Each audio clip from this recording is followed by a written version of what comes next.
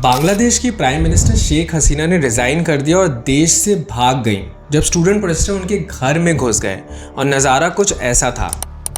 इससे Awami league political party और शेख हसीना के 15 साल के पावर का दी एंड हो गया। आप ये सारी न्यूज देख रहे होंगे, पर ये प्रोटेस्ट क्या था? ऐसा क्या हुआ कि अपने ही देश से पीएम को भागना पड़ा और इसका इंडिया पर क्या असर होगा, ये सब मैं आपको इस वीडियो में बताऊंगा, तो वीडियो के एंड तक जरूर बने रहिएगा।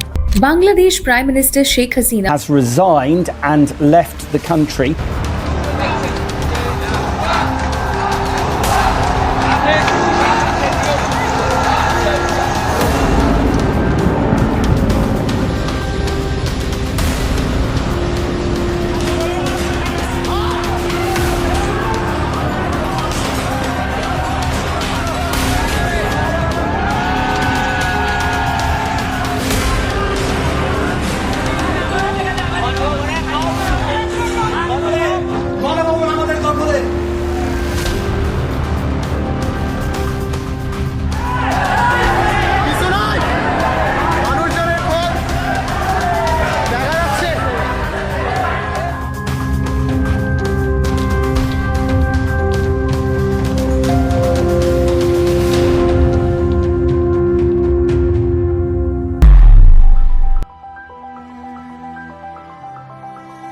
जुलाई के पहले हफ्ते से ही बांग्लादेश में ये कोटा सिस्टम के खिलाफ वायलेंट प्रोटेस्ट हो रहे थे। ये कोटा बांग्लादेश को 1971 में आज़ादी दिलाने वाले फ्रीडम फाइटर्स के चिल्ड्रन और ग्रैंड चिल्ड्रन के लिए गवर्नमेंट जॉब्स का 30% रिजर्व करता है। मतलब 100 सीट्स में से 30 सीट्स उनके लिए चली गई। स्टूडेंट इसलिए प्रोटेस्ट कर रहे हैं कि फ्रीडम फाइटर्स के बच्चों और पोते पोतियों को 30% तक का रिजर्वेशन क्यों मिलना चाहिए। तो इसको समझने के लिए हमें ये समझना ज़रूरी होगा कि बांग्लादेश 1971 में कैसे आज़ाद हुआ और कैसे ये दोनों चीज़ें कनेक्टेड हैं। तो बने रहिएगा। तो शुरू करते हैं बांग्लादेश की आज़ादी की कहानी। 1947 में पार्टीशन हुआ क्योंकि कॉलोनी को इंडिया और पाकिस्तान में डिवाइड करना था। दोनों देशों के फाइनल बॉर्डर सिर्फ 6 हफ्ते में बनाए गए थे और ये मुस्लिम और नॉन मुस्लिम मेजॉरिटी एरियाज पर बेस्ड थे। नया पाकिस्तान 2 रीजन्स में डिवाइड हो गया जो एक दूसरे से 1000 मील की दूरी पे था। वेस्ट पाकिस्तान जो आज पाकिस्तान के नाम से जाना जाता है और ईस्ट पाकिस्तान जो आज बांग्लादेश के नाम से जाना जाता है। इन दोनों रीजन्स के बीच का डिस्टेंस, कल्चर, लैंग्वेज और आइडेंटिटी में डिफरेंसेस, जैसे वो उर्दू बोलने वाला देश और ये बंगाली बोलने वाला देश, और ये फैक्ट कि वेस्ट पाकिस्तान के पास ज़्यादा पॉलिटिकल और इकोनॉमिक पावर थी, इन सब रीजन्स की वजह से दोनों के बीच टेंशंस थी और आखिरकार दोनों में वॉर छिड़ गई। इसके बाद 16 दिसंबर 1971 को बांग्लादेश का निर्माण हुआ। इस इंडिपेंडेंस को दिलाने में सबसे बड़ा हाथ था शेख मुजीबुर रहमान का, जो शेख हसीना के फादर हैं। इनको बांग्लादेश का फाउंडर भी कहा जाता है। इनके अलावा कई फ्रीडम फाइटर्स ने बांग्लादेश को बांग्लादेश बनाया। इन फ्रीडम फाइटर्स के लिए ही 30% का रिजर्वेशन 1972 में लगाया गया। शेख मुजीबुर रहमान और शेख हसीना के फादर का असैसिनेशन 1975 में हो गया। उसके बाद कोटास का इफेक्टिवली फ्रीज कर दिया गया 1996 तक। फिर 1996 में ऐसा क्या हुआ? 1996 में शेख हसीना पहली बार प्राइम मिनिस्टर बनी। उनके पीएम बनते ही फ्रीडम फाइटर्स कोटा लागू कर दिया गया और अब कोटा फ्रीडम फाइटर्स के बच्चों को भी दिया गया। 2001 में शेख हसीना इलेक्शन में हार गई और कुर्सी उनके हाथ से चली गई, तो as expected quota implementation process भी स्लो हो गया।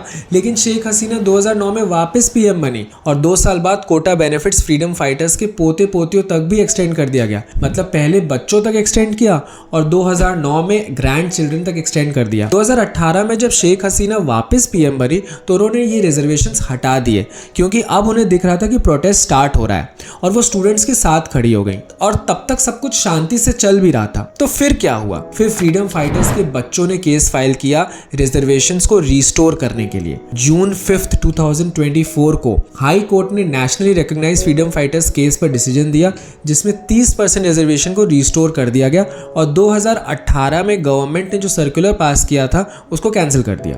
अब स्टार्ट हुआ बांग्लादेश को तबाह कर देने वाला सबसे बड़ा प्रोटेस्ट, क्योंकि कोटा फ्रीडम फाइटर्स तक रुका नहीं था। फ्रीडम फाइटर्स के 30% कोटा के अलावा महिलाओं और बैकवर्ड डिस्ट्रिक्ट्स के लिए 10% का कोटा, ट्राइबल कम्युनिटीज के लिए 5% का कोटा और डिसेबल्ड लोगों के लिए 1% का कोटा, जिससे टोटल मिला के 56% रिजर्वेशन हो जाता है। इससे स्टूडेंट्स बहुत नाखुश थे और ये समझ गए थे कि गवर्नमेंट ने इनके एम्प्लॉयमेंट नीड का मजाक बना दिया। शेख हसीना की गवर्नमेंट ने स्टूडेंट से अग्री होते हुए सुप्रीम कोर्ट में अपील की, जिसने हाई कोर्ट के ऑर्डर को सस्पेंड भी कर दिया। अब आप बोलेंगे कि पीएम तो स्टूडेंट्स के साथ खड़ी हैं और ऑर्डर कोर्ट ने दिया, तो क्यों स्टूडेंट्स पीएम की रेजिग्नेशन की मांग कर रहे हैं? क्योंकि स्टूडेंट्स को करंट गवर्नमेंट पे ट्रस्ट ही नहीं रहा। कई फॉरेन एजेंसीज ने बांग्लादेश के रीसेंट इलेक्शंस को रिग्ड कहा, जिससे साफ क्लियर होता है कि पीएम किसी भी ऑपोजिशन पार्टी को आगे ही नहीं बढ़ने देना चाहती। तो अब मामला शिफ्ट होकर पीएम के रेजिग्नेशन पे आ गया। फिर भी प्रोटेस्ट पीसफुल चल रहा था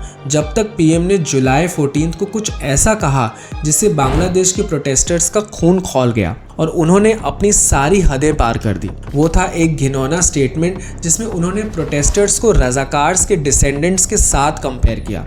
अब रजाकार्स कौन है? पाकिस्तान की आर्मी के साथ मिलके रजाकार्स ने बांग्लादेशी लोगों पर बहुत बुरी एट्रोसिटीज की थी, जैसे मर्डर्स और रेप्स। पॉपुलर बांग्लादेशी मेमोरी में रजाकार्स को पाकिस्तान आर्मी और ब्यूरोक्रेसी से भी ज़्यादा नफरत से देखा जाता है। इस रजाकार वाले स्टेटमेंट के बाद कई जगह नारे भी लगे जिसमें स्टूडेंट्स खुद को रजाकार बुला रहे हैं। एक्चुअली उनका ये सरकाज़म रूलिंग गवर्नमेंट के लिए है और ये बताना था कि प्रोटेस्टर्स को इतने बुरे लेवल पे जाके रजाकार नहीं बोलना चाहिए था गवर्नमेंट को। वायलेंस बढ़ता गया और गवर्नमेंट रिटेलिएशन में और वायलेंट होती गई और शूट एट साइट जैसे ऑर्डर्स पास करती गई।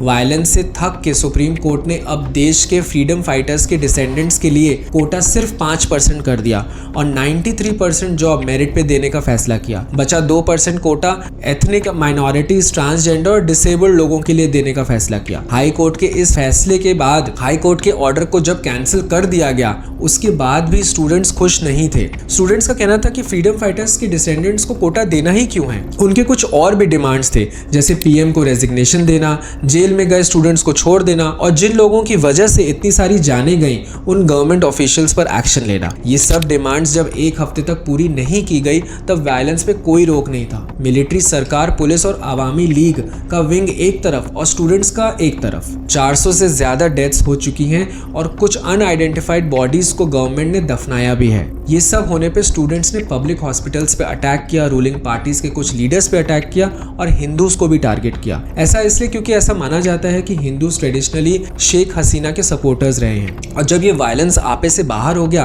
तो आर्मी ने शेख हसीना को तुरंत अपने पैलेस को छोड़ने के लिए बोला, क्योंकि प्रोटेस्टर उनके घर तक आ चुके थे। आर्मी ने कहा, ना आपके पास स्पीच देने का समय है, ना पैक करने का समय है, आपको तुरंत यहाँ से निकलना होगा। और पीएम अपनी सिस्टर के साथ इंडिया से रवाना हो गई। शेख हसीना का जाना इंडिया के रीजन में एक ट्रस्टेड पार्टनर को खो देना जैसा है। हसीना इंडिया की दोस्त रही हैं और इंडिया ने उनके साथ मिलकर बांग्लादेश से ऑपरेट करने वाले टेररिस्ट ग्रुप्स को काउंटर किया है। इंडिया को उनकी सेफ्टी इंश्योर करनी होगी और ढाका के नए रिजीम से सवाल फेस करने पड़ सकते हैं। एक अनपॉपुलर लीडर को रिफ्यूज दिया है हमने, ऐसे सवाल उन पर आ सकते हैं। बांग्लादेशी लोगों का बैकलैश भी रिस्क है।